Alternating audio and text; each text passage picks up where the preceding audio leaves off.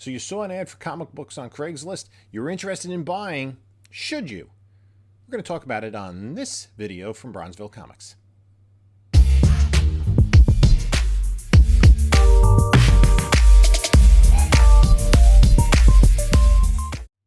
Hey there, comic book community. This is Jim from Bronzeville Comics. Coming to you with another video, and in this one we're going to talk about Craigslist ads. It's one of the many ways to buy comic books, and we're going to take a look at some Craigslist ads and see what could be a good deal, what could be worth your while, and what is definitely something to pass on. But if you're liking the content, please subscribe. We're going to be doing our 2,500 subscriber giveaway. Give us a like. Comment down below. Have you any experience in buying comics on Craigslist? Or selling comics on Craigslist for that matter. Follow us on the socials, Instagram, Bronzeville_comics, whatnot, Bronzeville_comics. And I'm going to leave a link to my eBay store here. So those are a couple of ways to contact me. I do use Craigslist quite a bit. And I have had some opportunities, some great opportunities that I've gotten on Craigslist, but there are things to watch out for. There are some ads that are frankly ridiculous, and we'll talk about those too. You'll see in Craigslist ads a lot of people that are looking to buy comics. I don't know how successful those are. I posted ads and never really got any response and just kind of gave it up. But I have had good success buying on Craigslist. I've reached out to people who I bought collections from, and then they've reached out to me again because we had a positive interaction with buying a collection the first time. I'm actually looking now to deal with somebody for the fourth time that I dealt with first on Craigslist. And I've had also really bad interactions, none of them involving sales, but just kind of strange interactions that didn't go anywhere. So there are two things I want you to keep in mind. Rule number one, above all else, never buy anything sight unseen. Craigslist does not, unlike eBay or other online selling platforms, they don't have any buyer protections. So if somebody says it's rife for scams, do not buy any comic books or anything for that matter on Craigslist unless you're going to see the items first. Basically, the best thing is to meet up at a neutral location, the parking lot of a mall or a strip mall or gas station, something like that, where there are other people around, preferably in the daytime, and be able to do your interaction there, because you never know who you're dealing with. That's rule number one. Now, sometimes people have vast collections, and you want to be able to talk to them on the phone first, establish some sort of relationship with them, at least know who they are, have a phone number, so that you're not going to anything without that kind of information being documented. You have this number on your phone. Google the phone number if you want to see if there's a real person and who they might be. So never buy comics without seeing them first. Do it at a neutral location.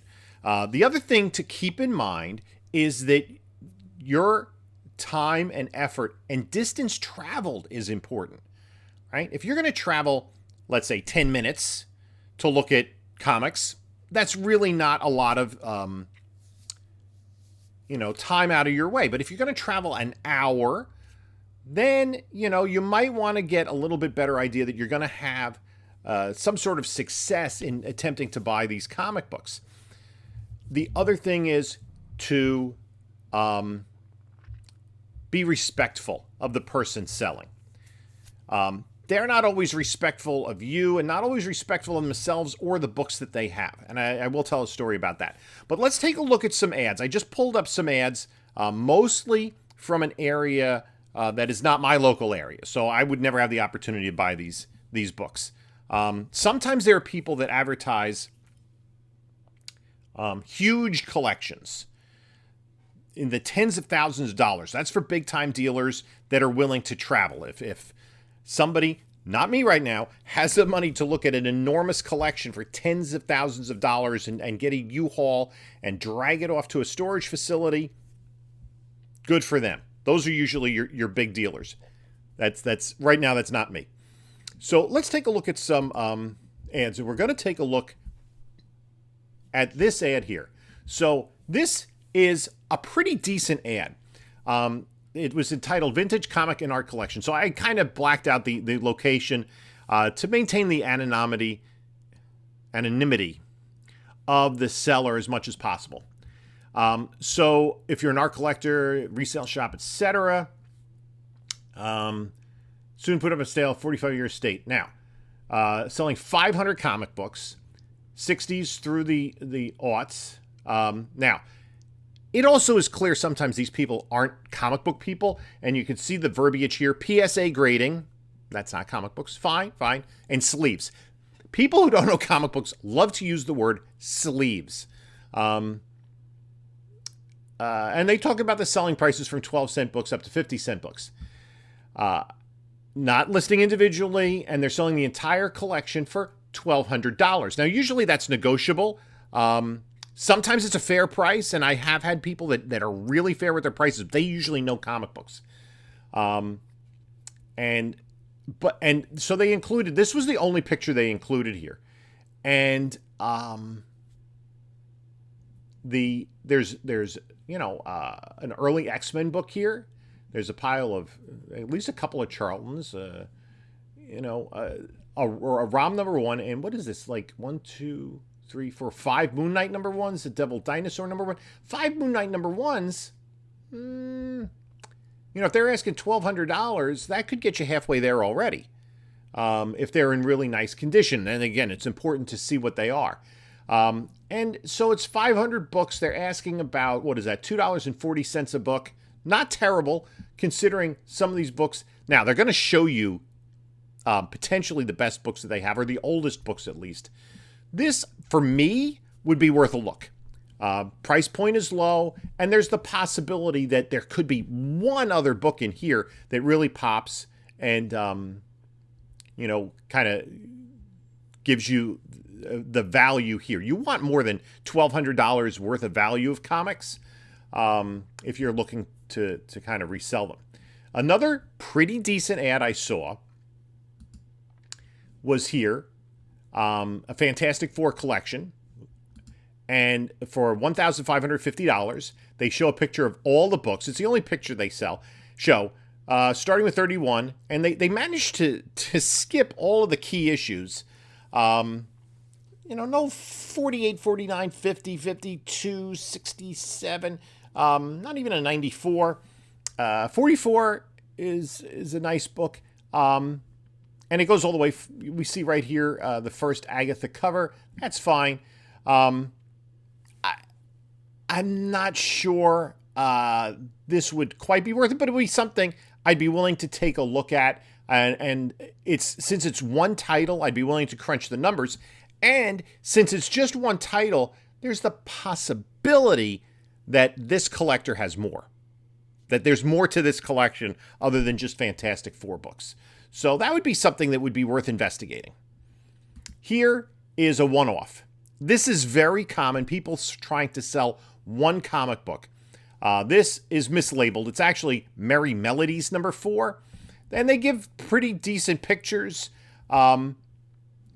This could be worth the $325 they're asking for. If it's in mid-grade, they could be worth it. It's a lot to spend on a comic if you're not a collector of, Looney Tunes, Merry Melodies stuff. But it's possible that the comic is worth more than this. This is something I might be interested in if it were me. Now, the next one, this is somebody who knows what they have and potentially has some good stuff for a decent price. $2,000, which is just kind of because you have to put a number in. Sometimes people will put like $12,345 or something like that, or $99,999. But here they have 5 comic books for sale, and these are priced pretty reasonably. First Black Widow and the first Hawkeye for $7.50 each. Those are competitive prices for those books. A Tales of Suspense 57, and it's a little bit hard to tell from this picture. But Tales of Suspense 57 at $750. You'd have to, again, take a look at the book, but that's a low-grade price for that book. If that book is like a 4, definitely a 5 or better, that's a really good bargain there. So that would be something I would consider if I had, if that was cash I had to spend, or if I was looking for some of those early Iron Man keys, Black Widow and Hawkeye in particular. Now, this is an example of kind of a ridiculous one-off. Guardians of the Galaxy number 25 for $8. Now, this particular person had listed a number of books for $5 and $7 and $8 and $12. They were trying to list all of these individually. This book is a book you could probably find at a comic show for $5 or less. So this is a lot of effort that the seller is going to sell this book. And they listed a number of other books. It's one of those things where if you just come across something that you need to fill a hole in your collection, it might be worthwhile. But for I don't see what I would do with this book. If I bought it for $8, I don't think I could sell it for much more than that on its best day. So that's really not worth it. Now, here's something. People at 2 Golden Age books from 1942, Wings Comics 13 and 15. This is kind of one of those funny ones. Both books are complete, but both are missing front and back covers. That's not complete. $200 for the lot, so $100 each. Those books, even with the covers, are probably not $100 books unless they're in very high grade. So that person thinks just because the books are old, and this is especially true of Golden Age books, they think that just because the book is a Golden Age book from the 1940s, that it intrinsically has value. That is not the case. I picked up recently a collection that had a True Comics in it. True Comics are not worth anything. I went to an antique malls when I was on vacation last summer. There were True Comics all over the place because those comics were like the safe comics that, especially in the later 40s, that weren't the crime and the pre-code horror and all that sort of stuff. Those are the books that Frederick Wortham would have liked. Then this is an ad I've seen forever, and it makes me laugh all the time because this person has been talking about these vintage comic books. They're not breaking it up. So market is great right now for selling collectibles. No low ball offers, please. Wolverine number 1 in mint condition for $2,500. I don't know what to say. Wolverine number 1 in a 9.8. So obviously this book is not graded. There are people that you'll see they're selling graded books. Wolverine number 1 on its best day in a 9.8 sold for $1,375. So the only chance that this book could be worth it is if it were a 9.9. I'm pretty sure that book is not a 9.9. And some photos posted, but I have more, selling 100 books total. This particular seller I've seen with this ad forever, and a lot of rare number 1s. This is Wolverine number 1 is not rare. I think I have 3 or 4 copies in my house without even trying. It's a nice book to have, but $2,500 is an insane price for that book. It just doesn't make any sense. So you have to know what the market is. Now, if you see books for sale and you're not sure, especially books that go for a little bit higher price, if you're not subscribed to a service like GPA Analysis or Cover Price, the best thing to do is look at eBay sold listings, and they'll give you an idea of what the books are worth. And know that Wolverine #1 is not worth $2,500. And also, keep in mind, if you're not an experienced comic book buyer, that a raw comic is not worth a graded price.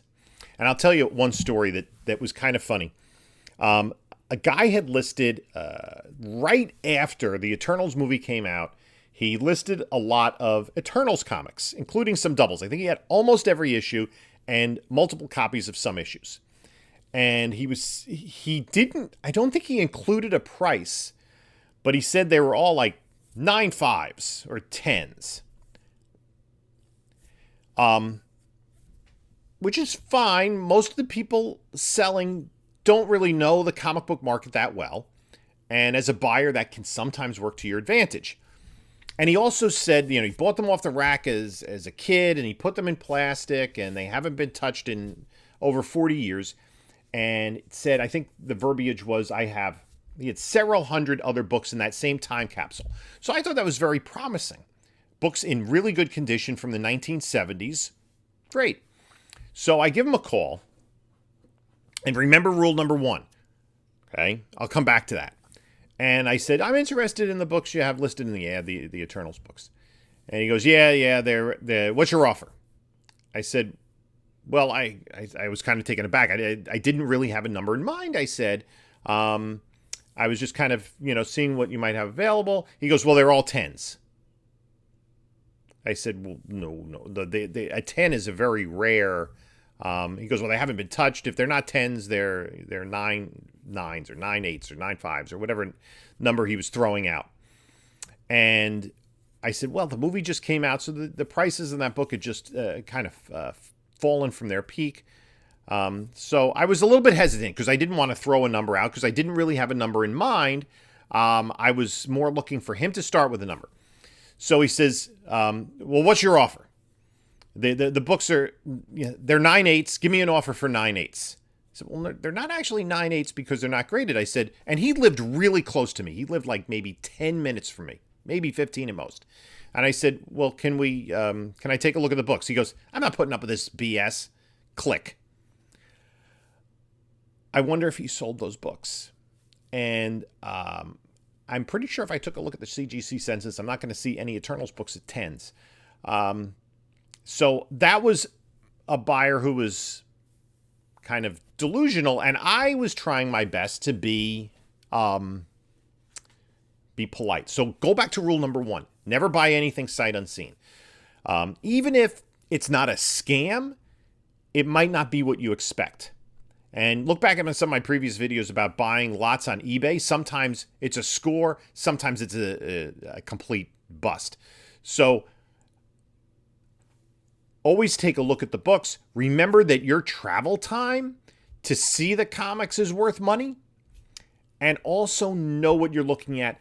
Do some sort of price analysis as best you can before you meet up so that you have an idea of what you might be offering. Sometimes Craigslist is a great opportunity to buy books and buy collections because people who are selling, people sell stuff on Craigslist all the time. And a lot of times they sell other stuff as well as comic books.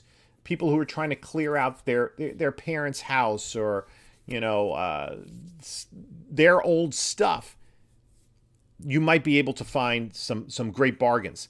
Actually, to be honest with you, the best deals I've gotten on Craigslist were from people who knew comic books. And it was a fair deal. I didn't get books for pennies on the dollar. I paid a fair price, and I heard from them again and bought more comics and got a fair price again. So I was able to establish relationships, and I knew what I was buying. I priced it out, and it was a good deal for me. It was a good deal for them, and we were happy. And then we were able to come to a deal on more books. And also, that idea of be polite, be respectful of the seller, and you're going to have more success than if you're not. So let me know what you think about that. Let me know any experiences that you've had of buying or selling books on Craigslist. And this is Jim saying, until next time, enjoy your comics.